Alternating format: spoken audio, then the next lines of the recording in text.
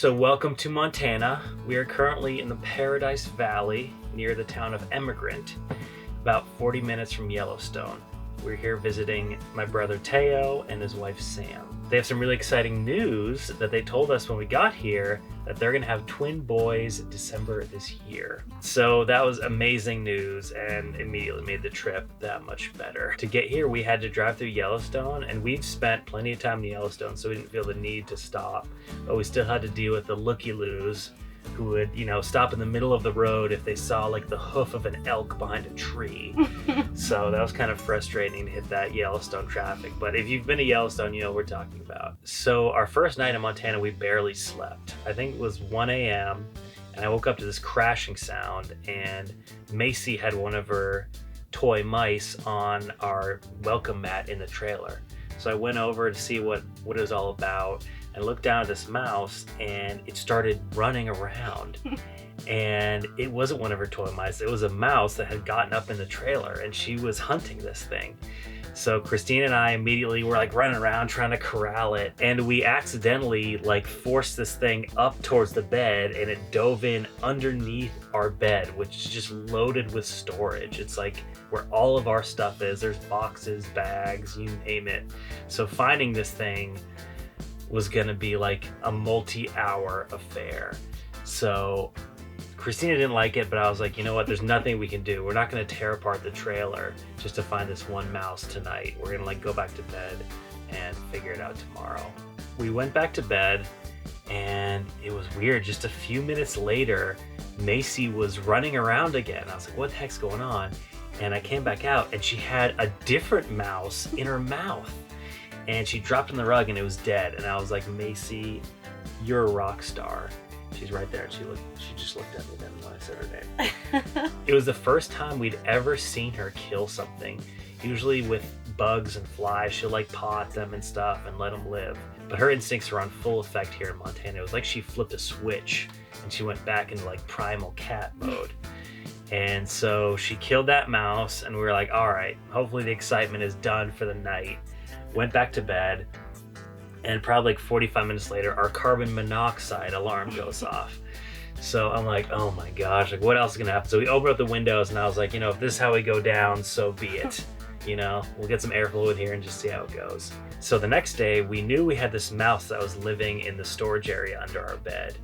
And Christina wanted to pull everything out, but I was like, we have the super weapon here, Macy.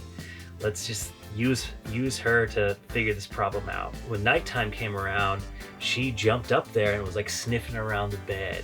She was already in the zone, ready to go. So we turned all the lights on and we each got on the side of the bed and we pulled the bed out while she was up there, and she dove in there. And probably within like 3 or 4 seconds, she had this thing in her mouth, brought it out and dropped it. And we're like, get it, stop it, get it. And we pounced on it and I took it out and threw it in the woods.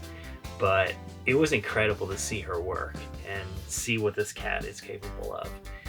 We think that Montana changed her. Now she's a real hunter, as well as a comfy service cat. And that was just our first night, which is kind of hilarious. We actually had more mice in the trailer later on in our stay, and Macy took care of them as well. So she was like 4 for 4, I think, with mouse removal. So our first site was on Big Creek Road on the way up to Mountain Sky Guest Ranch. So it was kind of funny to stay on this road because I worked at Mountain Sky for a summer. So it was literally like going down memory lane to get to and from our site. It was a beautiful spot right on this creek, and it was probably the best spot because it was closer to the highway but still remote enough to get away from all the noise. So we really liked that spot. Unfortunately, it didn't have cell signal, so I had to go down and work from Teo and Sam's place, but that was even better. I got to spend more time with them, so it kind of worked out even though we didn't have signal there. I was also able to ride my bike a few times back and forth to Teo's, and then I would swim in the creek to wash off, and it was amazing. It was so refreshing. It was so hot in Montana when we were there that we wanted to make sure that we could stay by water. So our second campsite was Daly Lake, which was also within 30 minutes of his brother's house and had great campsites all along the lake. They did have a warning about swimmer's itch, but we got some local intel and heard it was okay to swim. So we did, and we were fine. Well, you'd swim in a specific area. Yeah. Like, don't swim near the boat launch. Yeah. We spent a lot of time at the beach there, and I'd put Tina out in her little blow up, push her out to sea, and then anchor her to a rock, and she would kind of do her own thing. My favorite place to be. And I could read and hang out and do all that. So it was a little happy place for us. It was so pretty at Daly Lake. We had the mountains behind us and a sunset every night and the lake. It was really ideal.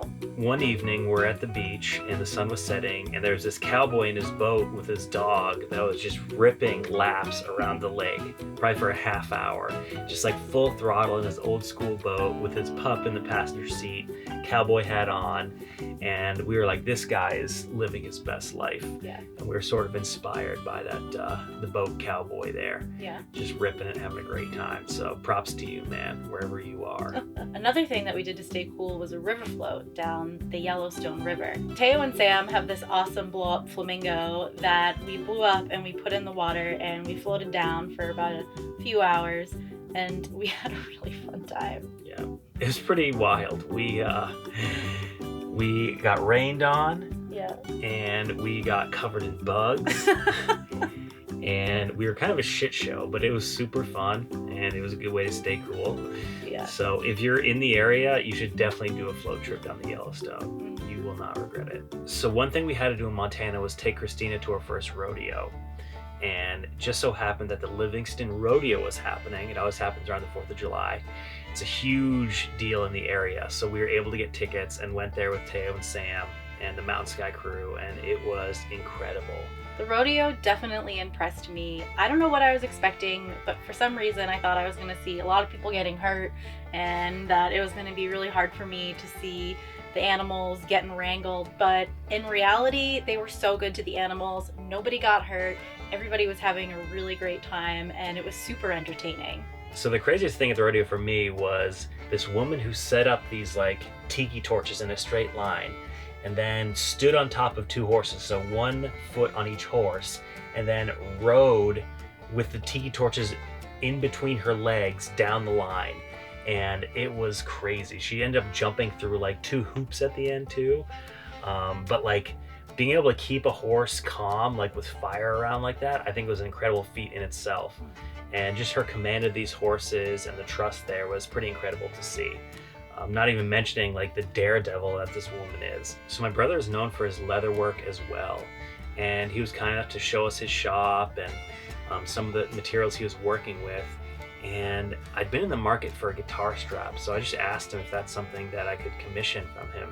And so he pulled out some Pendleton blankets and had me pick out a pattern and made this beautiful one-of-a-kind guitar strap that I'm really excited to take out and, you know, in the future play shows with, and just have as this really special family heirloom that also is super practical and will help me rock in the future. So thanks, Teo. So one of my favorite hikes in the area from years ago was Pine Creek Lake, and Christina and I had been talking about a backpacking trip for years. The stars aligned and we made it happen. So we prepped for a few days, got all the stuff we needed, and went on this epic hiking trip up to Pine Creek, and we spent 2 nights there so we could get the full experience, and it was probably one of my favorite adventures of the trip. It was so cool to just be in that place for so long and really feel the natural cycle of things. I think the thing I enjoyed most about that trip is being able to really bare bones camp for a couple of nights. We love camping, and that's one of the reasons why we did this trip, and it's not often enough that we get to truly do some bare bones camping. So after our epic backpacking trip, we were pretty sore, so we needed a little R&R, and we ended up going to the Chico Hot Springs, which was really pleasant. And we actually ran into a hiker we'd seen on the trip and purified water for, and I was like, good, you survived. So that was kind of hilarious. Really small world. Yeah. So that cracked us up. They also had a really amazing jerk chicken sandwich. Oh yeah. Yeah, that was a surprise, huh? That's really nice. So I actually documented the entire trip, so we're gonna do a separate video of that adventure, so stay tuned, and that's gonna be a good one. So we were able to celebrate July 4th with Teo and Sam and had this epic barbecue with elk burgers and mountain lion. Haven't had mountain lion before, and it's actually very similar to pork, which is kind of crazy. Like it'd be hard to tell the difference. We also had Mexican street corn, which is a personal favorite. We're big corn people days. So one of the perks of Teo and Sam working at the guest ranch is that they have access to all the amenities. And so one day they were like, let's go golfing. And I hadn't been golfing probably in 15 plus years, but I was like, let's give it a shot. You know, it'll be great. How often do you get to do this? Like go golfing in Montana, this beautiful new multi-million-dollar course, right? And I've never been golfing, so this was a first for me. I think there was one other group on the course at the time, and it was just a beautiful evening, and it was just fun just to be out there and driving golf carts around and just like enjoying yourself out in nature. Beautiful views, and getting to do it with a family made it all the more fun. So that was a really special part of the trip. So thanks, Teo and Sam, for making that little golf adventure happen. Everyone still had it. I feel like we could make the jump now to the PGA Tour after that little Montana stint. So great work, everybody. One thing I had to do before I left Emigrant was go to the old saloon. Jesse and his brother constantly talk about the old Sal and all the great memories that they've made there. And so I had to experience it for myself. The old saloon is the oldest bar in town, and it's the place to go where everything's happening in Emigrant. They have an old school bar, a restaurant, and even a stage where they have live music. So we went out there one night and we got dinner. We got ourselves some good chicken fried steak and some mashed potatoes, some good old Montana food, had ourselves a couple beers, and we saw some country music and we danced. The funny thing about the old Sal is that it's in this tiny town of Emigrant, but they have huge acts come through there. I think like Dwight Yoakam, Clint Black, a lot of big country artists will stop in Emigrant at this venue. So it's cool to see that it's like on the map, but it's still cool and Western, and it doesn't feel like this touristy fake vibe. It's like the real deal. So Teo got us all stocked up on elk meat, and now we're headed to Idaho. See you guys there.